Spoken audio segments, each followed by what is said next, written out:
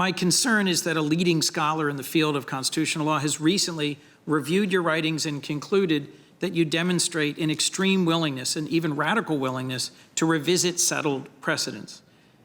Some characterize you as more extreme than Justice Scalia in your approach to precedent and closer to Justice Thomas.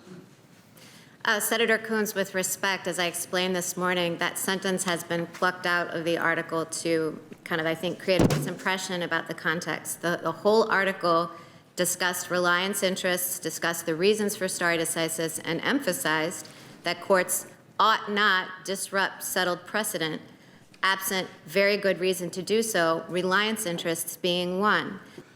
The larger challenge here is not what you've said about your views on cases, but what the president who has nominated you has said about his goals and his objectives for your service on the court.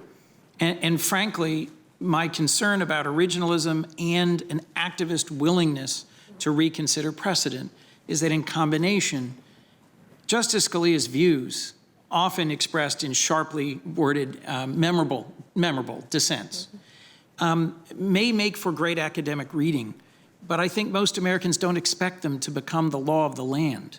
And in a long line of cases, they would overturn well-settled precedent that I think we have all come to expect. So my core concern here, Your Honor, is that your confirmation may launch a new chapter of conservative judicial activism, unlike anything we've seen in decades. And the point of the chart was to just show we've mostly been talking about the Affordable Care Act and privacy-related cases. But if that's true, it could touch virtually every aspect of modern American life. I pray that I'm wrong. I hope that I am. But in my reading of your work, nothing has alleviated my grave concerns that rather than building on Justice Ginsburg's legacy of advancing privacy and equality and justice, I'm concerned, in fact, you will take the court in a very different direction. And so with all due respect, I will be voting against your confirmation, Your Honor. Thank you, Mr. Chairman.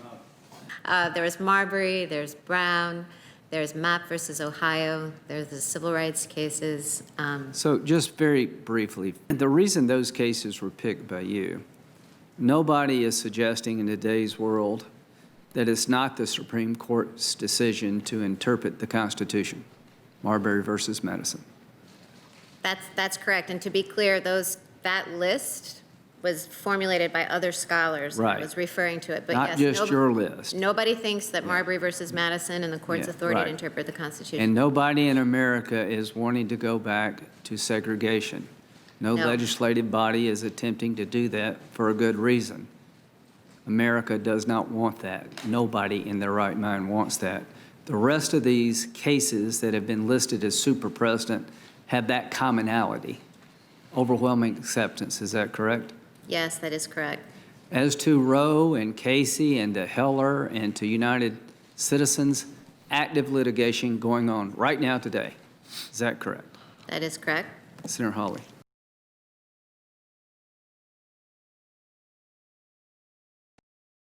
Thanks so much for watching Bloomberg Quick Take News, where we bring you the biggest stories the moment they happen from around the world. Don't forget to click the video if you want to see more of our latest coverage, and subscribe to Bloomberg Quick Take News to get insight in an instant.